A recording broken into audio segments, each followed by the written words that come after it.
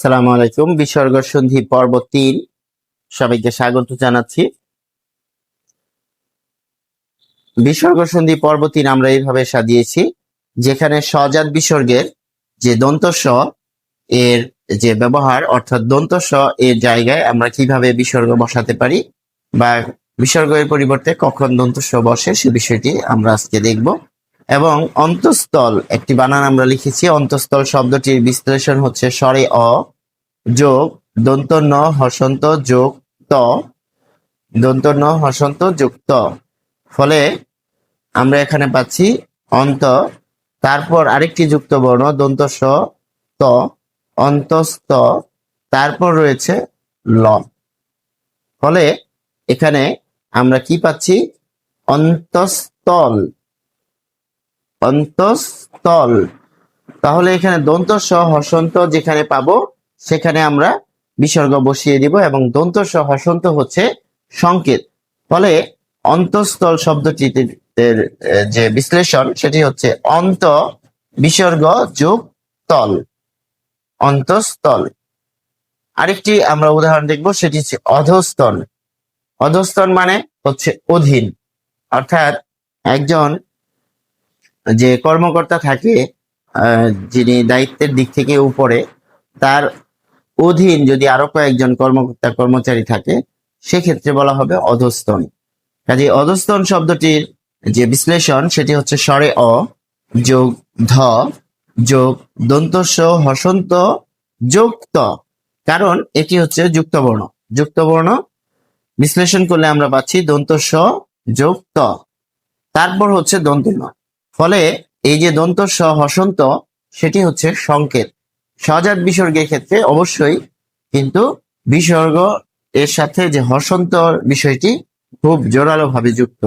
ফলে আমরা এখানে দেখতে পাচ্ছি যে দন্ত স হসন্ত এটি যে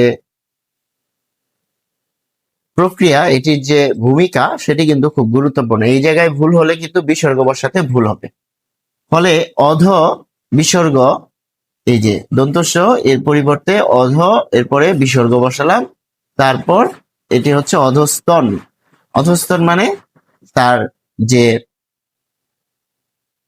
অধীন, তো সেই বিষয়টি কিন্তু এখানে চলে আসবে। আশা করি আমরা ধরতে পেরেছি। নিস্তার আরেকটি শব্দ আমরা দেখব, যে নিস্তার, এখানে নিযোগ তার। নিযোগ তার কিভাবে হলো? নিস্তার শব্দটি যদি আমরা বিশ্লেষণ করি তাহলে আমরা পাচ্ছি নি যোগ দন্ত স হসন্ত যোগ ত যোগ স্বরে আ যোগ র। এখানে খেয়াল করি যে দন্ত ন রস্ব ই, এটি আর আমরা বিশ্লেষণ করিনি, সরাসরি লিখেছি। এরপর আসি যুক্ত বর্ণ দন্ত স ত, দন্ত স ত, এর জন্য যেহেতু যুক্ত বর্ণ তাই এর নিচে হসন্ত। এরপর আসি ত, এর সাথে আবার স্বরে আ যুক্ত বর্ণ রয়েছে, কাজে এখানে কিন্তু একটি হসন্ত হবে, ত যোগ আ। তারপর রয়েছে র, তাহলে এখানে সংকেত হচ্ছে নিস, দন্ত ন হসন্ত, এটি হচ্ছে সংকেত। তাই এই জায়গায় কিন্তু আমার বিসর্গ চলে আসবে এবং আমরা পাবো নি বিসর্গ যোগ তার, বাকি অংশটুকু ঠিকই থাকবে। ফলে আমাদের কিন্তু সন্ধি বিচ্ছেদ হয়ে যাবে। আরেকটি হচ্ছে নিস্তেজ। এখানে আমরা পাচ্ছি নিস ত হসন্ত যোগ এ, তে যোগ বর্গীয় জ, তাহলে এটি সরাসরি লিখেছি নি। এবারে আসুন যুক্ত বর্ণ। যুক্ত বর্ণটা কিভাবে? দন্ত স ত এবং এ, দন্ত স হসন্ত যোগ ত হসন্ত যোগ এ। ত এর সাথে হসন্ত দেওয়ার কারণ হচ্ছে ত এর সাথে এখানে কিন্তু এ যুক্ত হয়ে এ কার বানানে চলে এসেছে। ফলে এখানে সংকেত হচ্ছে দন্ত স হসন্ত নিস, যেহেতু সজাত বিসর্গ কাজেই এখানে আমরা নিস, তারপর আমরা তেজ শব্দটি পাচ্ছি। ফলে এটি দাঁড়াচ্ছে নি বিসর্গ যোগ তেজ। এবং এই যে আমরা এখানে বিশ্লেষণটা দেখালাম, প্রত্যেকটা ক্ষেত্রে আমরা দেখতে পাচ্ছি দন্ত স এর পরিবর্তে বিসর্গ বসানো হয়েছে। আগের পর্বে আমরা দেখেছিলাম তালব্য স এর পরিবর্তে আমরা বিসর্গ বসিয়েছি। এরপর আমরা আরেকটি উদাহরণ দেখব, সেটি হচ্ছে মনস্তাপ। মনস্তাপ শব্দটির বিশ্লেষণ হচ্ছে ম যোগ দন্ত ন যোগ দন্ত স হসন্ত যোগ ত হসন্ত যোগ স্বরে আ। এই অংশটা কিন্তু খুব গুরুত্বপূর্ণ, কারণ এই যে এখানে স্তাপ তা তা যুক্ত বর্ণটি বিশ্লেষণ করলে দেখা যাচ্ছে এখানে 3টি বর্ণ রয়েছে। 3টি বর্ণ যখন এখানে যুক্ত হচ্ছে তখন 2টি বর্ণের সাথে হসন্ত দিতে আমরা বাধ্য, কারণ এটি যুক্ত করেছে অন্যটি পরেরটিকে। যেমন দন্ত স হসন্ত যুক্ত, তাহলে স্ত, এর সাথে আবার এই যে স্বরে আ রয়েছে। স্বরে আ যখন ত ব্যঞ্জন বর্ণের সাথে ব্যবহার হচ্ছে বা বসে যাচ্ছে তখন সে কার হয়ে যাচ্ছে, আবার যখন সে আলাদা হয়ে যাচ্ছে তখন সে পূর্ণরূপ লাভ করছে। অর্থাৎ স্বরধ্বনি যখন ব্যঞ্জন ধ্বনির সাথে বসবে তখন সে কার হিসেবেই বসবে।